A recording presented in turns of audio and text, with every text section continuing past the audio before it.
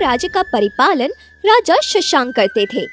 उनके पालन में प्रजा काफी सुखी थी। ऐसे में एक बार उस राज्य में सूखा पड़ गया और कोई भी फसल नहीं हुई, मिट्टी बंजर हो गई।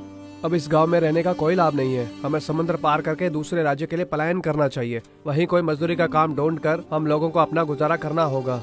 हाँ, सही कहा। इस अकाल में बच्चों का पेट कैसे भरे समझ नहीं आ पा रहा। पता नहीं बरसात कब होगी और बच्चों का क्या होगा तब तक। मुझे तो यही डर है, कहीं कुछ अनहोनी न हो जाए। हमारी जरूरत का जो भी सामान होगा वो पोटली में बांध लेंगे। हम कल ही निकलते हैं। इस तरह वो परिवार का परिपालन करने की सोचकर समुद्र किनारे आ जाता है। अजीब, पता नहीं कि ये नाव चालक नाव से समुद्र पार करने का कितना लेता है। हम नाव में चढ़कर बैठ जाते हैं। मेरे पास कुछ रुपए हैं। आइए आइए, आप लोग चार ही हो। ठीक है, चलो कोई ना, आपको इस किनारे पहुंचाकर आज रात के लिए मैं वहीं रुक जाता हूँ। ये ठीक रहेगा। लगता है कोई और भी आ रहा है। अरे आइए। क्या ये नाव उस पार कौशल राज्य जा रही है? हाँ भाई साहब, हम सब लोग भी वहीं पे जा रहे हैं। भाई साहब, आप 2 बड़े और 2 छोटों को मिलाकर 6 चांदी के मोहरे किराया दे देना। बाप रे, चांदी की 6 मोहरे? ये तो तुम कुछ ज्यादा ही महंगा बता रहे हो। मेरे पास कुल मिलाकर ही चांदी की 6 मोहरे हैं। उतनी तो मैं तुम्हें नहीं दे सकता। देखो, उनमें से मैं केवल तुम्हें 2 मोहरे दे सकता हूँ। ऐसा नहीं चलेगा। अब तक कई गांव वालों को उस किनारे छोड़ चुका हूँ मैं। हाँ, एक आदमी की 2 मोहरे, आप 2 बड़ों की 4 मोहरे होंगी और बच्चों को मिला करके 2 देना। इससे कम में मैं नहीं जाने वाला। आगे आपकी मर्जी। भैया, हमारे पास बस 6 मोहरे ही हैं। नए राज्य में जाकर जब तक काम ना मिले हमें वहाँ गुजारा भी तो करना है। ये मोहरे हम आपको दे देंगे तो हमारे बच्चों का क्या होगा भैया? उन्हें कैसे खिलाएंगे? कृपया करके आप 2 मोहरे ले लो। आप चिंता मत करो बहन, आपके पैसे मैं चुका दूंगा। ये 2 मोहरे भी आप अपने पास ही रख लो। सुनो, मैं आपको मोहरे दे दूंगा, आप उन्हें परेशान मत करो। बहुत बहुत धन्यवाद भाई, ऊपर वाला आपका भला करे। कोई बात नहीं। वैसे आप अपना राज्य छोड़कर कौशल राज्य क्यों जाना चाहते हैं, बताइए। अब क्या बताऊं भाई आपको, खेती पर जीवन निर्भर है। 2 बरस से बरसात भी नहीं हुई है। खेती नहीं हो पाई, मिट्टी बिल्कुल बंजर हो चुकी है। कुएं का पानी सिर्फ पीने के लिए मिलता है। खेती कैसे कर पाएंगे, आप ही बताइए। इसलिए हम लोग इस राज्य की ओर पलायन कर रहे हैं। अरे रे, इतना कुछ हो गया, फिर भी आपने अपने महाराज से कोई फरियाद क्यों नहीं की, बताइए। शायद वो आपकी कुछ मदद कर सकते थे, क्या पता। देखो भाई, हमें खेती करके ही हमारा गुजारा करना पड़ता है। अब हम किसी और पर तो निर्भर नहीं हो सकते हैं ना। अब आप ही बताइए, हमारे पास इसके अलावा और क्या ही चारा हो सकता है। इसलिए हम क्या करें? इसलिए हम अपना राज्य छोड़कर इस राज्य में आ गए हैं। तो यहीं कोई रोजगार ढूंढना होगा हमें। अच्छा, लेकिन आप एक काम क्यों नहीं करते? एक बार जाके महाराज से फरियाद तो करिए। आप बताइए, हमें उन तक जाने कौन देगा भला? निचले स्तर वाले अधिकारियों से हमने कई बार फरियाद किया। हमने बोला कि महाराज है तो हमें अंदर जाने दीजिए, हमें मिलना है, लेकिन वो हमें धक्के मार कर निकाल देते। क्या कहा? इतना अन्याय? प्रजा को महाराज से मिलने तक नहीं दिया जाता है? ठीक है, मैं महाराज से शिकायत करके उन सभी को उनकी पदवी से निकालने के लिए कह दूंगा। ठीक है। अच्छा, तो क्या आप जानते हैं कि वो कौन है? और कौन होगा? हमारे राज्य के कोषाधिकारी। उसके भ्रष्टाचार की कोई सीमा नहीं है। महाराज गरीब प्रजा के लिए जितना भी देते हैं उसमें से आधे से अधिक वही खा जाता है। कहते हैं इस विषय में कोई महाराज से ना कहे, इसीलिए अपने साथी अधिकारियों को भी वो घूंस दे देते हैं। हाँ, किनारा आ गया, उतर जाइए। ये लो, उनका किराया है और ये मेरा इस किनारे तक पहुंचने का। ठीक है साहब, क्या हो गया? आप अभी तक यहाँ हो? काफी अंधेरा भी हो गया। क्या आप यहाँ किसी का इंतजार कर रहे हैं क्या? नहीं, जब तुम यहाँ से वापस लौटोगे तब तुम्हारे ही साथ जाऊंगा। हाँ, मैं कल सुबह से पहले यहाँ से नहीं जाने वाला। तब तक तुम्हें भी यहीं पे ही रहना होगा। इस राज्य में तुम्हारा कोई काम ही नहीं था तो तुम आखिर यहाँ पे आए ही क्यों? और ऊपर से तुमने उस परिवार के पैसे भी भरे। जानते हो मैं कौन हूँ? भेष बदल कर आया तुम्हारे राज्य का महाराज हूँ। हैं? महाराज आप? सच में? अरे मुझे क्षमा करें महाराज, मैंने पहचाना नहीं। महाराज, आपको भेष बदलकर इस राज्य में आने की क्या आवश्यकता पड़ी? क्या आपको गुप्त रूप से कुछ पता करना है क्या? मुझे इस राज्य के रहस्यों को जानने की कोई जरूरत नहीं है। इस देश का राजा मेरा परम मित्र है। मैं ये जानने के लिए आया हूँ कि हमारे राज्य की प्रजा आखिर यहाँ पे पलायन क्यों कर रही है। आखिर इसकी क्या वजह रही होगी। मैं आते हुए मार्ग में काफी लोगों से मिला हूँ और अब अंत में मैं तुमसे मिलने के लिए आया हूँ। महाराज, आपने कहा कि आप भेष बदल कर राज्य में घूम रहे थे, तो आपको सब कुछ पता चल गया होगा ना? सूखा पड़ने के कारण सब पलायन कर रहे हैं महाराज। हाँ, लेकिन मेरी कल्याण योजनाएं लगता है पर्याप्त नहीं हो रही है। सही कह रहा हूँ ना? और ऐसा क्या करूँ कि प्रजा पलायन ना करे? इसमें कुछ लोगों ने मुझे सलाह दी है। तुम भी कुछ कहना चाहते हो तो कहो मुझसे, मैं तुम्हारी सलाह भी सुनना चाहूंगा। मुझे सनपट आपको क्या सलाह देगा? निजी जरूरतों के लिए जो भी आप सामान भेजते हैं कोषाधिकारी के कारण सब तक पहुंच नहीं पाता, उसे सुधारा जाए तो हम सबके लिए बहुत ही अच्छा होगा। मेरे लौटने के बाद सबसे पहला कार्य यही है कि उस कोषाधिकारी को कारावास में बंद कर दूंगा। सर्वेक्षण में सभी लोगों ने मुझे बस यही सलाह दी है कि सामान की जगह अगर प्रजा को धन मिलने लग जाए तो ये बहुत ही ज्यादा उचित होगा। उन्हें जिस वस्तु की आवश्यकता होगी वो स्वयं जाकर ले ले, वरना कोषाधिकारी अपना फायदा रख लेगा। महाराज, प्रजा को आप सीधे धन देंगे तो हो सकता है कि वो उसका दुरुपयोग करने लग जाएं। वैसे भला मैं क्या सलाह दे सकता हूँ? जो उचित लगे वो करिए, आप सदा प्रजा का भला ही चाहोगे। इस तरह उस रात वहीं रुककर राजा शशांक अगली सुबह राज्य वापस लौट जाते हैं। तुरंत मंत्री को अपने निजी कक्ष में बुलाते हैं और कहते हैं, मंत्री जी, इसी क्षण कोषाधिकारी को सलाखों में बंद कर दो। उसने पूरे राज्य में मेरी नाक कटवा के रख दी है। इस आपातकाल समय में हम प्रजा के लिए जो अनाज दे रहे हैं उसमें से आधा ही उनके पास पहुंचता है, बाकी सारा कोषाधिकारी बेच के खा रहा है। हम आज तक उसकी असलियत जान ही नहीं पाए।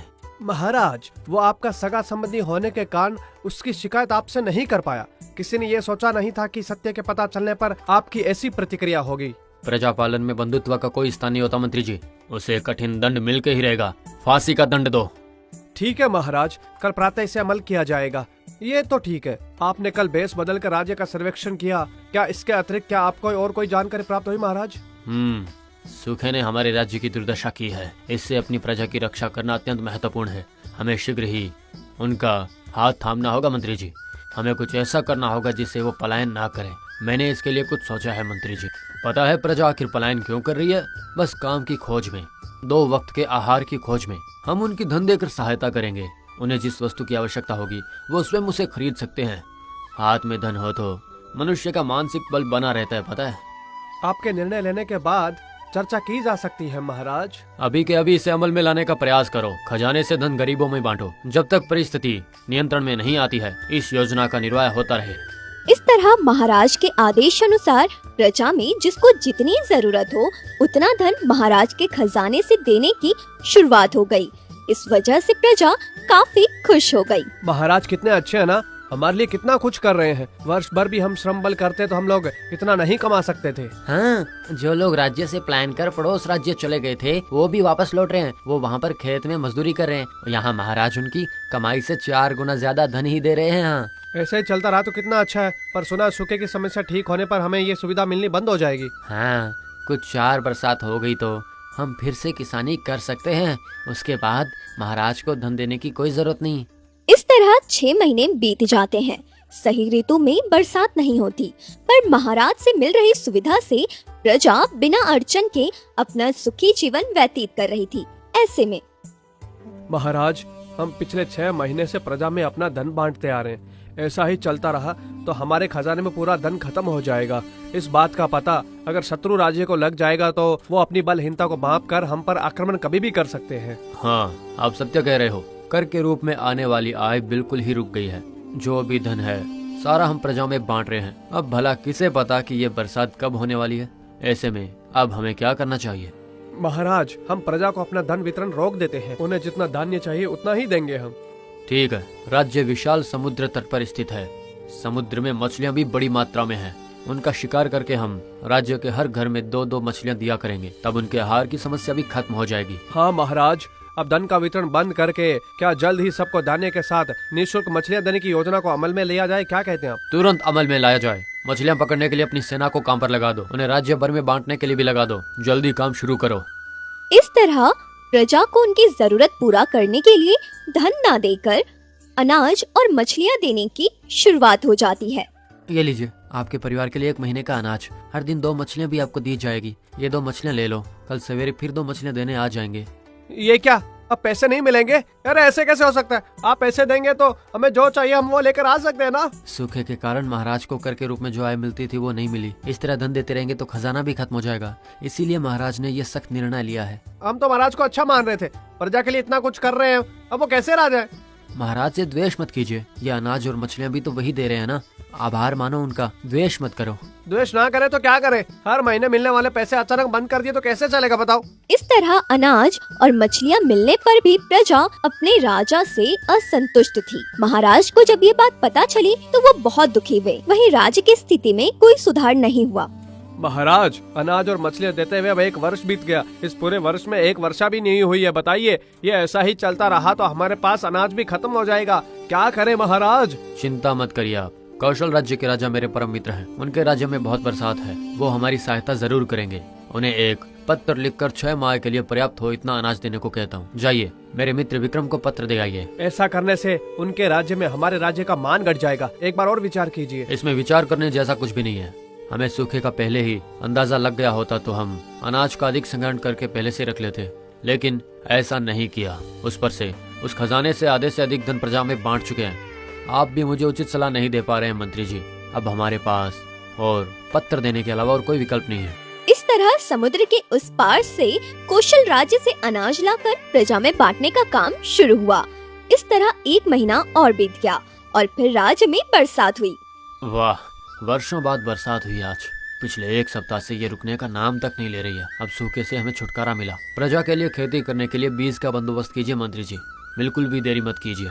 बीज का वितरण शुरू हो चुका है महाराज। अब बस किसान लोग अपनी खेती शुरू कर दें। ढिंडोरा पीट के सबको सूचित कर दो कि सबको कर के रूप में 2 बोरियों का धान भुगतान करना ही पड़ेगा।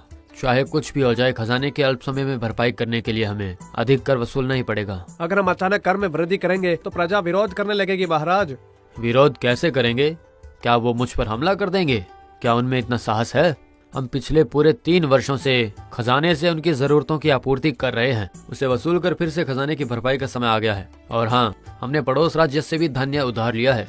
उनका उधार भी तो हमें चुकता करना पड़ेगा, है ना? इस तरह महाराज ने अधिक कर वसूलने का निर्णय ले लिया। ऐसे में राज्य के कुछ किसानों को छोड़कर सभी किसान घर पर ही बैठे रहे और खेती करने से मना कर दिया।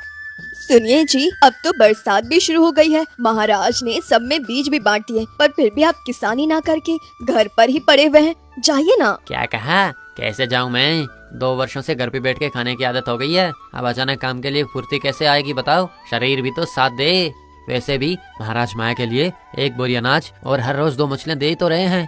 पेट भरने के लिए इतना काफी है। फिर भला हमें मेहनत क्यों करनी? तुम भी अजीब बात करती हो। पर ये सुविधा कुछ दिनों तक ही होगी, यानी कि फसल हाथ लगने तक। उसके बाद तो हमें कुछ नहीं मिलेगा। कोई मुफ्त चीजें नहीं मिलेगी। हमें किसानी करके ही हमारा पेट पालन करना होगा। हाँ, जब तक देंगे तब तक सही, उसके बाद देख लेंगे। अब तो मन नहीं करता काम करने का। मुफ्त की रोटी तोड़ते तोड़ते मेहनत का मोल भूल गए हो। आलसी बन गए हो तुम। इसके दुष्परिणाम हमें समय आने पर भुगतने ही पड़ेंगे, देख लेना। इस तरह मुफ्त सुविधाओं के आदी होकर कोई भी मेहनत करने की जगह घर पर रहना पसंद करता था। गिने चुने लोग ही काम करते थे। ऐसे में राज्य की परिस्थिति जानने के लिए महाराज एक दिन भेष बदल कर राज्य में निकलते हैं। ये क्या? आखिर मैं ये सब क्या देख रहा हूँ? कोई भी खेती क्यों नहीं कर रहा? हाँ, वहाँ पे एक किसान दिख रहा है। उसके पास जाता हूँ और इस विषय में जानता हूँ। सुनो तो, तुम अकेले किसानी करते दिख रहे हो मुझे। बाकी खेत में कोई दिखाई नहीं दे रहा है। क्या बात है? मिट्टी ठीक तो है? मिट्टी को क्या ही होगा भाई, उन किसानों के शरीर में सुस्ती छा गई है, घर पर ही पड़े हैं वो। मतलब मिट्टी में तो कोई भी कमी नहीं है। ये किसान ही काम नहीं कर पा रहे हैं। क्यों? इतनी अच्छी बरसात हो रही है, मिट्टी भी तो कितनी उपजाऊ हो रही है। किसानी करेंगे तो उनका खुद का ही लाभ होगा ना। उनके लाभ का कुछ हिस्सा कर के रूप में देंगे, तभी तो राज्य समृद्धि से चलेगा। अरे वाह, लगता है आप तो बहुत पढ़े लिखे।